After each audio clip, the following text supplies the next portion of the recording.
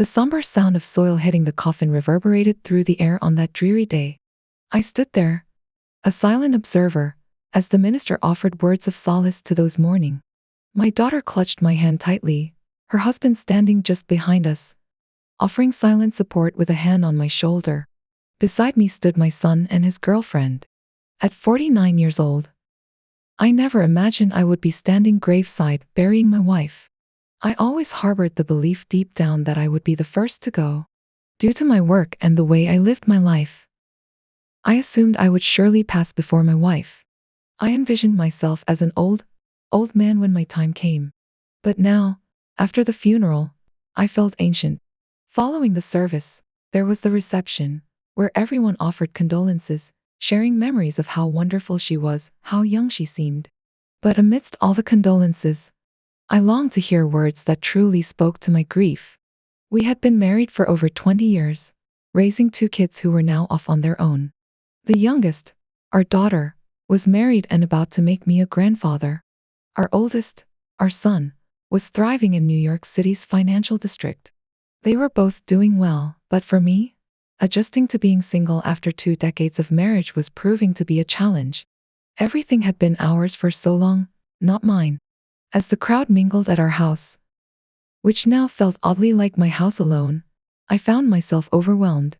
Seeking solitude, I slipped out into the backyard, intending to take a short walk.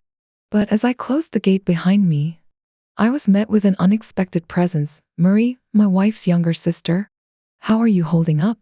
she asked, oblivious to my desire for solitude. It was partly Marie's fault that my beloved wife was no longer with us. If Marie had kept her interests to herself, Brenda would still be by my side. I tersely informed her of my intention to take a walk, hoping to dissuade her from joining me. Yet, predictably, she brushed past me and entered the backyard. Marie had always been self-centered, and her sudden interest in Brenda's personal life had raised suspicions in me. As I sighed with relief, grateful for the temporary reprieve from her presence, I couldn't help but feel a growing chasm between us. Despite our familial ties, Marie was now persona non grata in my eyes. Life, like a river, flowed relentlessly onward, carrying with it the weight of my grief and the burden of unresolved tensions within my family. And so, with a heavy heart, I embarked on my solitary walk, grappling with the complexities of loss and the uncertain path that lay ahead. At the insurance company where I worked, Brenda happened to be my assigned agent, handling the renewal of my house and car policies. From our initial meeting, there was a spark, and I found myself finding excuses to return. Eventually, I mustered the courage to ask her out, and after a few months of dating, we realized our deep love for each other and decided to tie the knot. Our marriage was blissful, full of love and joy, and we were like 2 peas in a pod, incredibly compatible in every way. However, about 2 years ago, things took a turn. Marie, Brenda's younger sister, became increasingly intrigued by Brenda's life. While her intentions may have been well-meaning, she began to encroach on our relationship, believing Brenda needed to expand and grow. Initially, it started with Wednesday night outings, then expanded to include Fridays. Soon, Marie was spending more time with Brenda than I was, taking advantage of her free time when I would normally be at home. As Marie's influence grew, our once communicative and open relationship became closed off.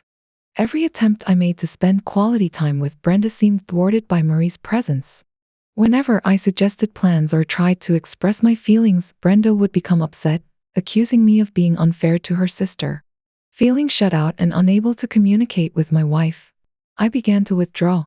The girls' night out became a significant part of our lives, and it became clear that our marriage was in serious trouble. Despite my efforts to reach out, I felt increasingly isolated and disconnected from Brenda. Then came that fateful night, or rather, early morning. Brenda and Marie were out on their usual Friday night outing, while I found myself at home, working on a project in the garage. As the night wore on, I grew increasingly lonely, eating dinner alone amidst the hum of my boombox. When Brenda didn't return home, I discovered a message indicating she was staying at Marie's for the night. In that moment, I realized how distant we had become. Our once intimate bond had eroded, replaced by a sense of loneliness and isolation. And as I contemplated the message, I couldn't help but wonder, Why bother? It was a stark realization of how far we had drifted apart, and it marked the beginning of the end for our marriage. Have to admit, I was filled with a mix of anger and envy. The growing interest Murray showed in her sister created a void within me, leaving me unable to find a way to reconnect with my wife, Brenda. I yearned for her presence, missing our intimate conversations, shared laughter, and the gentle exchanges that defined our relationship. Lately, I found myself reminiscing about the playful moments we once shared, longing for their return. After listening to and deleting a voicemail, I couldn't ignore the sound of men's voices in the background at Murray's house, where my wife seemed to be amidst what sounded like a party. My attempts to reach Brenda, met with dismissive responses from a man who claimed to be her husband, only fueled my frustration. Despite my insistence, he abruptly ended the call, leaving me seething with anger. After repeated failed attempts to reach Brenda and growing increasingly agitated, I reached my breaking point. Grabbing my car keys, I stormed out of the house, driving to Murray's, only to find it deserted. It was then that I realized I had been calling Brenda's cell phone all along. Uncertainty and fear gnawed at me. I didn't know where she was or who she was with. The possibility of her being there willingly or having been abducted haunted my thoughts. Returning home consumed with anger and fear, I poured myself a stiff drink, seeking solace in its numbing embrace. The next morning, plagued by a pounding headache and parched throat, I stumbled through my morning routine, the man staring back at me in the mirror reflecting a sense of haunted loss. As I waited anxiously for Brenda's return, she finally pulled into the driveway, looking stunning in one of her favorite dresses that she reserved for special occasions. She explained her absence, attributing it to an evening with Murray that involved a few too many drinks, rendering her too exhausted to drive home. Brenda's nonchalant demeanor only intensified my inner turmoil. When she inquired about my evident distress, I hesitated before voicing my concerns, recounting my futile attempts to reach her the previous night. Brenda's response only fueled my uncertainty, leaving me grappling with unanswered questions and a sense of betrayal that lingered like a shadow. As we sat in the dimly lit cave, I recounted the events of the past week, the anguish and uncertainty weighing heavily on my shoulders. I vividly described the moment when I confronted Brenda about the mysterious phone call, her reaction a mix of shock and guilt evident in her pale face and trembling hands. The image of her missing the chair and crumpling to the floor, overcome with emotion, was seared into my memory. Retreating to the solitude of the garage, I unleashed my pent-up frustration, the sound of crashing objects and muffled curses echoing in the confined space.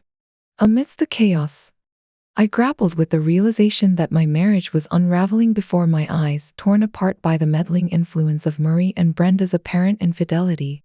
Returning to an empty house, devoid of Brenda's presence, I confronted the harsh reality of her departure, symbolized by the barren dresser drawers and sparse closet. Faced with the prospect of a looming divorce, I took proactive steps to safeguard my financial security, reaching out to a trusted friend for guidance. As the days passed, I threw myself into my work, seeking refuge from the turmoil of my personal life in the familiar routine of the office. Yet, the ache of loneliness and betrayal lingered, a constant reminder of the shattered dreams and broken promises that once defined our marriage. With each passing day, I grappled with the uncertainty of Brenda's whereabouts, her absence casting a shadow over every aspect of my existence. Despite my efforts to soldier on, the emptiness of our home echoed the void in my heart, a poignant reminder of the love that had slipped through my fingers. My son listened intently, his expression a mixture of concern and disbelief, as I struggled to make sense of the chaos that had engulfed our lives. Together, we ventured into the living room, where the shattered remnants of the phone lay scattered on the floor, a tangible reminder of the anger and despair that had consumed me. As we cleared away the debris, my son offered words of comfort and support, assuring me that we would get through this ordeal together. In the days that followed, I found solace in my son's presence, his unwavering support a beacon of hope amidst the darkness that threatened to engulf me. With his encouragement, I resolved to confront the challenges ahead with courage and resilience, determined to rebuild my shattered life from the ashes of despair. Though the road ahead would be fraught with uncertainty and pain, I drew strength from the love and support of those closest to me, knowing that together, we would weather the storm and emerge stronger than before. And as the sun set on another day, casting its golden rays across the horizon, I found solace in the knowledge that no matter how dark the night may seem, a new dawn would always follow, illuminating the path forward with hope and possibility. Expressed his concern and desire for us to resolve our issues peacefully, emphasizing the importance of communication and understanding. I appreciated his maturity and willingness to mediate the situation, recognizing that our family was in dire need of reconciliation and clarity. As we continued our conversation, my son delved deeper into the events of the past week, seeking to understand the underlying causes of our marital strife. He probed gently, his questions imbued with a sense of compassion and empathy, as he navigated the complex emotions that enveloped us. With each revelation, I felt a weight lifted from my shoulders, the burden of secrecy and uncertainty gradually easing as I shared my thoughts and feelings with my son. His unwavering support and understanding provided a glimmer of hope in the darkness that had clouded our lives, offering a beacon of light to guide us through the storm. As the evening wore on, we made plans to visit my son's place the following day, eager to confront the issues that had driven a wedge between us. Though the road ahead would be fraught with challenges and obstacles, I found solace in the knowledge that we were not alone, that we had each other to lean on in times of need.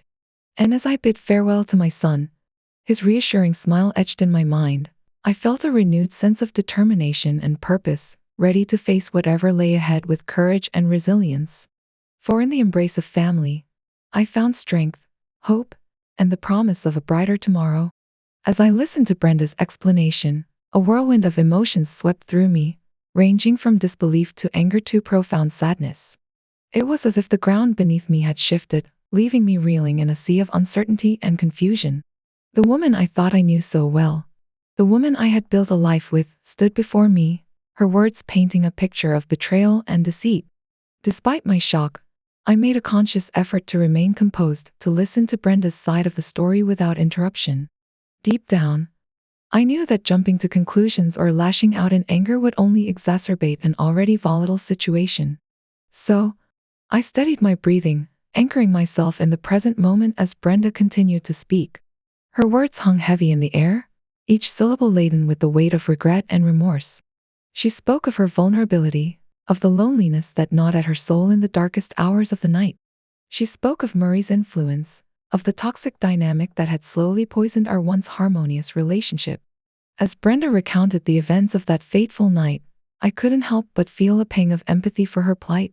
Yes, she had made mistakes, grave mistakes that had shattered the very foundation of our marriage. But beneath her words, beneath the veneer of remorse, I detected a glimmer of genuine remorse, a flicker of hope that perhaps, just perhaps, we could find a way to rebuild what had been broken. And so, as the minutes stretched into hours, we talked. We talked about our hopes and dreams, our fears and insecurities. We talked about the future, about whether there was still a place for us in each other's lives. And in those moments of raw vulnerability, I saw Brenda not as the woman who had betrayed me, but as the woman who had loved me, flawed and imperfect though she may be. As the evening wore on, a sense of catharsis washed over us, cleansing the wounds of the past and paving the way for a brighter tomorrow. In the warmth of Mark's apartment, surrounded by the gentle hum of conversation and the soft glow of lamplight, Brenda and I took the first tentative steps towards reconciliation, towards healing the fractures that had threatened to tear us apart. And though the road ahead would be long and arduous, fraught with challenges and obstacles, I knew deep in my heart that as long as we faced them together, hand in hand, there was nothing we couldn't overcome. For love, true love, has a way of transcending even the darkest of nights, illuminating the path forward with its radiant light. Sat there, her tear-stained face a mirror of my own internal turmoil. As she recounted the events of that ill-fated night, her words hanging heavy in the air like a dark cloud of despair. I struggled to make sense of it all, grappling with the stark reality of betrayal and infidelity that had shattered the fragile semblance of trust between us. Her admission pierced through the veneer of my disbelief, leaving me reeling in a maelstrom of conflicting emotions. Anger, sorrow, and disbelief waged a silent war within me, each vying for dominance as I struggled to come to terms with the devastating truth that lay before me. Brenda's tears flowed freely, each drop a poignant reminder of the pain and anguish that her actions had wrought. I wanted to reach out to her, to comfort her in her moment of vulnerability, but I found myself paralyzed by the weight of my own emotions, unable to bridge the chasm that had opened up between us. As she sobbed uncontrollably, her words tumbling out in a torrent of remorse and regret, I felt a surge of nausea welling up within me, threatening to engulf me in its suffocating embrace. I staggered to my feet, desperate to escape the suffocating confines of the kitchen, to flee from the agony that threatened to consume me whole. Rushing to the bathroom, I emptied the contents of my stomach into the porcelain bowl, retching violently as the bitter taste of bile filled my mouth. Each heave was a painful reminder of the shattered dreams and broken promises that lay strewn in the wake of Brenda's infidelity. As I splashed cold water on my face, the harsh reality of our situation washed over me like a tidal wave, leaving me gasping for air in its relentless onslaught. How had it come to this? How had the bonds of love and trust that had once bound us together become so irreparably frayed? Returning to the kitchen, I found Brenda still sitting at the table, her tear-stained face a portrait of despair. In that moment, I realized that despite the pain and betrayal that lay between us, she was still the woman I loved, flawed and imperfect though she may be. Taking a deep breath, I approached her slowly, reaching out to touch her trembling hand with a tenderness born of years of shared laughter and stolen moments of intimacy. In that simple gesture, I silently vowed to stand by her side, to weather the storm of our fractured relationship together, no matter how dark the days ahead may be. For better or for worse, in sickness and in health, till death do us part, those were the vows we had sworn to uphold on our wedding day. And though the road ahead would be fraught with uncertainty and pain, I knew deep in my heart that as long as we faced it together, there was still hope for redemption, for forgiveness, and for love. That we all take some time to collect our thoughts and emotions. Brenda nodded in agreement, her eyes downcast, while I clenched my fists, struggling to rein in my rising anger. Mark and Jill exchanged concerned glances, silently acknowledging the tense atmosphere that had enveloped the room. As we retreated to separate corners of the apartment, I found myself grappling with a whirlwind of conflicting emotions. On one hand, I was desperate to salvage what remained of our shattered relationship, to cling to the flickering flame of hope that still burned within me. On the other hand, the specter of betrayal loomed large, casting a dark shadow over our shared history. Brenda's tear-stained face haunted my thoughts, her words echoing in the recesses of my mind. Could I find it within myself to forgive her, to look past the pain and betrayal, and embrace the possibility of a future together? Or was the damage irreparable, the wounds too deep to heal? Lost in my thoughts, I barely registered Mark's presence as he approached me, his expression grave and sympathetic. He placed a comforting hand on my shoulder, offering a silent gesture of support in my moment of need. I met his gaze, finding solace in the unspoken understanding that passed between us. Jill hovered nearby, her eyes brimming with compassion as she glanced in Brenda's direction. It was clear that she, too, was grappling with her own feelings of sadness and regret, empathizing with the pain that had engulfed our family. Taking a deep breath, I resolved to confront Brenda once more, to lay bare the raw truth of my emotions and demand answers to the questions that had plagued me since the revelation of her infidelity. But as I approached her, my resolve wavered, giving way to a sense of overwhelming uncertainty. Could we ever find our way back to each other? Or were we destined to remain forever estranged, two souls adrift in an endless sea of regret and recrimination? Only time would tell, as we embarked on the painful journey of reconciliation, guided by the fragile hope that love might yet conquer all. Made choices that deeply wounded me, causing me to question the foundation of our relationship. I confided in Jill, admitting that the betrayal had shattered my trust and left me feeling adrift in a sea of uncertainty. Yet, beneath the layers of hurt and anger, I acknowledged a glimmer of hope, a flicker of the love that had once bound us together. Jill listened attentively, her presence a comforting anchor in the storm of my emotions. With each step we took, I found myself opening up, sharing my fears and doubts with a newfound sense of vulnerability.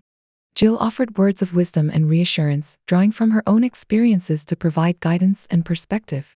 As we meandered through the quiet streets, the weight of my burden began to lift, replaced by a sense of clarity and resolve. I realized that while Brenda's actions had wounded me deeply, they did not define the entirety of our relationship. Beneath the scars of betrayal, There remained a bond forged in love and shared experiences, a connection worth fighting for. With Jill's support, I found the strength to confront my feelings head on, to acknowledge the pain and anger that had consumed me, and to begin the slow process of healing. Though the road ahead would be fraught with challenges and uncertainty, I took solace in the knowledge that I was not alone, that I had friends who stood by my side, ready to offer support and guidance every step of the way. As we returned to Mark's apartment, I felt a newfound sense of clarity and purpose. Though the path forward remained uncertain, I was no longer paralyzed by doubt and indecision.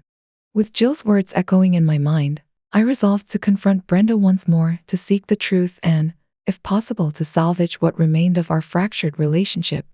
For better or for worse, the journey ahead would test the limits of my resolve, but I was determined to face it head on, armed with the knowledge that love, however fragile, had the power to conquer even the deepest of wounds, stemmed from a lack of communication and understanding, especially regarding our respective needs and desires. She encouraged me to consider Brenda's perspective, to empathize with her struggles, and to approach our relationship with compassion and forgiveness. As we delved deeper into the complexities of our marriage, I found myself grappling with a myriad of emotions: anger, resentment, sorrow, and regret. Yet, amidst the turmoil, there was also a glimmer of hope, a flicker of optimism that perhaps, with time and effort, we could rebuild what had been broken.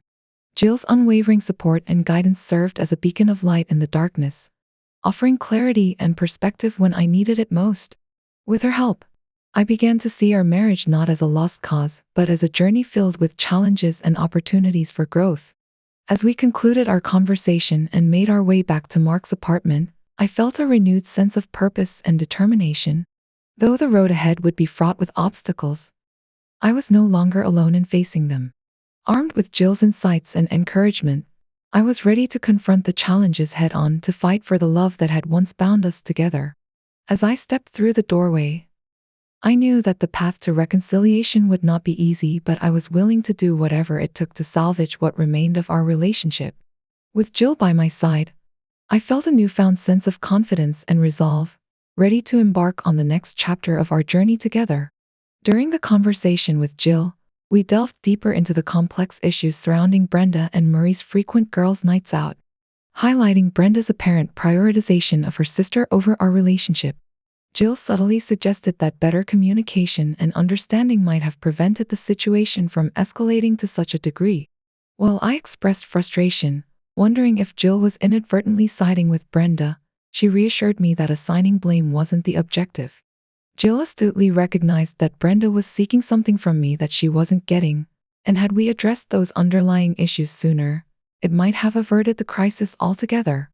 I defended my efforts, affirming that despite my frustrations with Brenda's time spent with Murray, I never entertained the thought of infidelity. Jill encouraged me to approach Brenda directly, advocating for a calm and direct dialogue. Reminding me of Mark's high regard for me, she emphasized that divorce might not necessarily be the solution, advocating for open communication as the key to resolution. Jill suggested that by addressing our issues openly, it could reignite the love between Brenda and me and help us navigate through the recent challenges.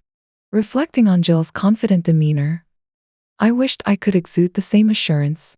Back at Mark's place, Brenda appeared composed, awaiting our conversation.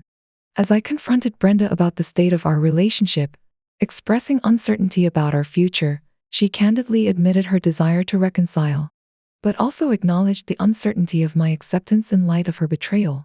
Brenda's sincere apologies resonated deeply, yet I grappled with the enormity of her actions involving multiple individuals, compounded by the involvement of her sister.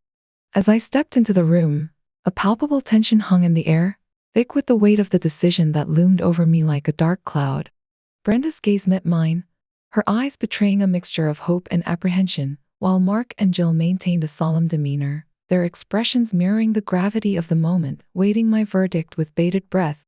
Drawing in a deep breath, I endeavored to collect my thoughts, grappling with the tumultuous emotions swirling within me like a tempestuous sea. The aftermath of our conversation lingered heavily upon us, casting a shadow over the room as we navigated the complexities of trust, forgiveness, and the daunting task of rebuilding our fractured connection. In the wake of Brenda's heartfelt pleas and expressions of love, I found myself confronted with the painful repercussions of her choices, each word weighing heavily upon my heart. Despite her earnest desire for reconciliation and her hopeful vision of a future built upon forgiveness and trust, I couldn't help but harbor doubts, uncertain if our relationship could withstand the profound breach of trust that had fractured our bond. As Brenda tentatively proposed a trial separation, her voice trembling with a fragile hope, I couldn't help but wrestle with the uncertainty of what lay ahead. The prospect of navigating the treacherous path of reconciliation amidst the wreckage of broken trust loomed dauntingly before me, casting doubt upon the feasibility of salvaging our once cherished connection. Amidst the silence that enveloped us, punctuated only by the rhythmic beating of my own heart, I found myself at a crossroads, torn between the yearning for reconciliation and the fear of further heartache. Each moment stretched interminably as I grappled with the weight of my decision, acutely aware of the profound impact it would have on our lives and the uncertain future that lay ahead. As I sat down, the gravity of the situation sank in, prompting a surge of emotions. On one hand, I felt a pang of satisfaction at seeing Brenda's remorse, a tangible acknowledgement of the pain she had caused. Yet, beneath that layer of satisfaction lay a deep well of love and longing, a desperate desire to salvage what remained of our fractured relationship. Brenda's words echoed in my mind, her tearful admission of understanding resonating with a sense of resignation. She seemed prepared for the possibility of my decision to pursue a divorce, acknowledging the futility of her words in preventing my departure. Despite her willingness to accept a trial separation, her words carried an air of finality, a tacit acknowledgement of the irreparable damage inflicted upon our marriage. Jill's intervention injected a sense of urgency into the conversation, urging against a hasty decision that could irrevocably alter the course of our lives. Drawing from her own parents' experience, she advocated for a different approach, one rooted in facing our mistakes together rather than succumbing to the temptation of separation. Her suggestion of a separation within the same house struck a chord with me, offering a glimmer of hope amidst the despair. Could we truly find a way to bridge the chasm that had formed between us, to confront the pain and betrayal head-on, rather than retreating into the safety of solitude? Yet, doubts lingered in the recesses of my mind, casting a shadow of uncertainty over Jill's proposal. Could I truly set aside my anger and resentment to coexist with Brenda under the same roof without succumbing to the urge to lash out? The prospect seemed daunting, fraught with the potential for further heartache and pain. As Jill and Mark voiced their concerns, their words resonated with a sense of urgency, underscoring the gravity of the decision before me. I weighed their perspectives carefully, torn between the desire for reconciliation and the fear of repeating past mistakes. In the end, I couldn't shake the feeling of being coerced into a decision, a sense of resentment at being pressured into a choice I wasn't ready to make. With a heavy heart, I requested to be taken to a motel for the night, needing time alone to reflect on the path forward, to find clarity amidst the chaos of conflicting emotions. Returning the next morning, the weight of the decision still hung heavy in the air, casting a pall over the room. Brenda's presence served as a stark reminder of the uncertainty that lay ahead, while Mark and Jill's weary expressions spoke volumes about the toll the situation had taken on all of us. As we braced ourselves for the conversation ahead, I couldn't help but wonder if there was still hope for us amidst the wreckage of our shattered marriage. As the weight of the decision hung heavy in the air, I knew that the time had come to give them my answer. Turning to Brenda, I suggested a compromise, proposing that she return home under the condition that we maintain physical distance to prevent any potential harm. Despite acknowledging the possibility of occasional outbursts of anger, I emphasized the importance of facing our issues together, even amidst the uncertainty. Brenda sat before me, tears streaming down her face, torn between relief and apprehension. I could see the fear lingering in her eyes, mirroring my own doubts and insecurities. Trust, once the cornerstone of our marriage, now lay shattered, leaving us to navigate a treacherous path forward. In response to Brenda's suggestion of counseling, a notion that had crossed my mind earlier, I agreed wholeheartedly, recognizing the need for both individual and joint therapy to mend the fractures in our relationship. With a sense of resignation, Brenda retrieved her suitcases, a silent acknowledgement of the temporary arrangement we had agreed upon. Amidst the solemnity of our departure, Mark's unexpected revelation added a glimmer of hope to the somber atmosphere. His proposal to Jill, met with my acceptance and well wishes, offered a ray of light amidst the darkness that enveloped our family. The ensuing week passed in a haze of tension and uncertainty, each of us grappling with our own inner demons. Yet, despite the turmoil that threatened to consume us, we persevered, making it to our first counseling appointment the following week, albeit by a thread. Over the course of the next 8 months, we embarked on a journey of self-discovery and healing, navigating the rocky terrain of our fractured marriage with the guidance of our counselor.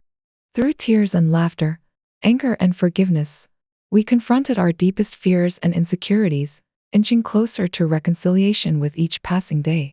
As we dared to believe that perhaps, just perhaps, our tumultuous journey was nearing its end, Brenda arrived home one fateful day wearing a look of deep concern etched across her features.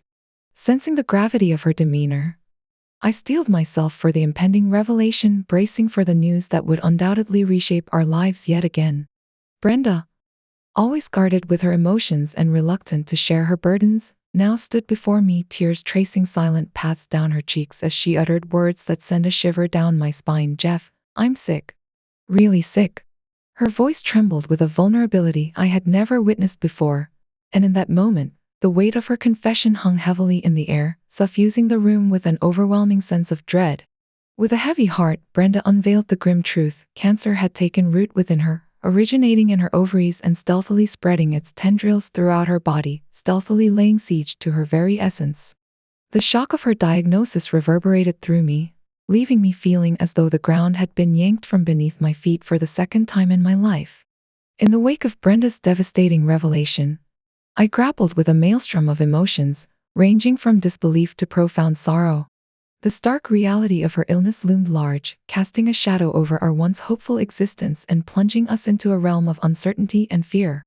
Amidst the turmoil and despair, Brenda's eyes reflected a flicker of determination, a silent vow to confront the insidious foe with unwavering resolve. Despite the daunting odds stacked against us, she remained steadfast in her conviction that we would weather this storm together, clinging to the fragile thread of hope that promised a brighter tomorrow.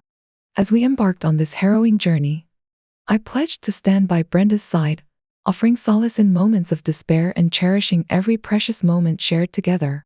In the face of adversity, our love became a beacon of light, guiding us through the darkest of nights and illuminating the path towards healing and redemption.